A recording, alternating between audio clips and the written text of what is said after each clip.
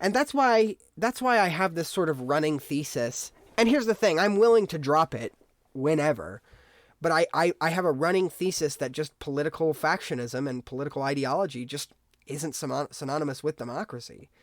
I explore this deeply in the new book.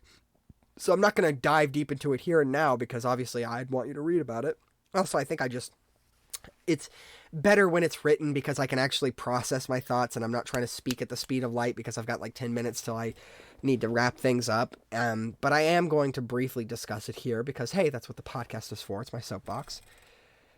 The running thesis is just that political ideologies, no matter how good intentioned they start, become absolutist. They become and then they become extreme when they don't quickly receive the kind of victory they want.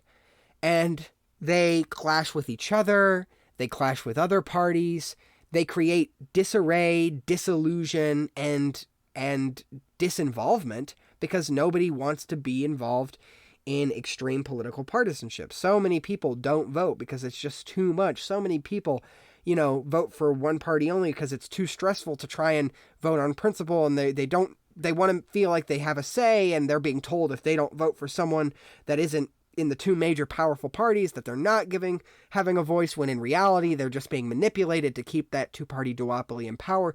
Like, it just seems to me historically in the United States, but also in the history of the world, that ideologies aren't synonymous with good governments or democracy.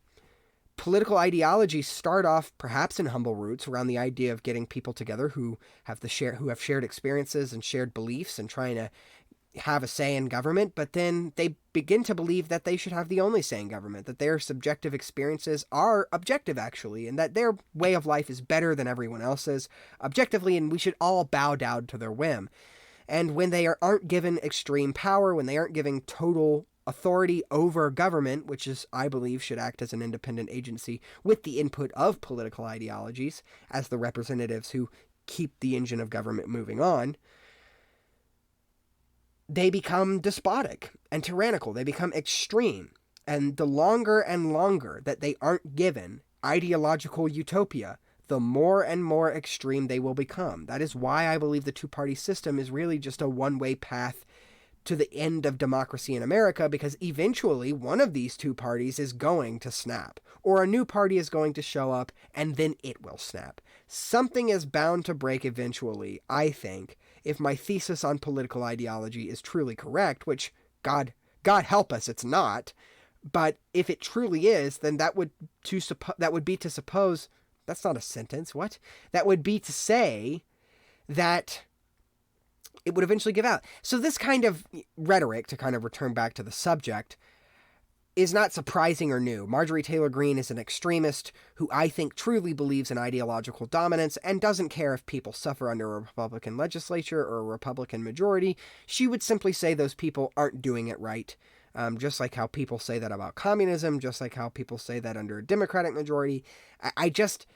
I believe more and more every day in this thesis that political ideologies simply aren't synonymous with true democratic governments, because they seem to be completely anti-democratic in their entire inception, and the longer and longer they aren't given an ideological majority over the values of democracy, the more and more extreme they get, until they get to a point that Republicans have gotten to now, where they're now calling for martial law. Like I said, this is not the first time that we have discussed this. Martial law has been brought up multiple times in relation to the 2020 election, and has been seriously considered by some of the closest allies to Donald Trump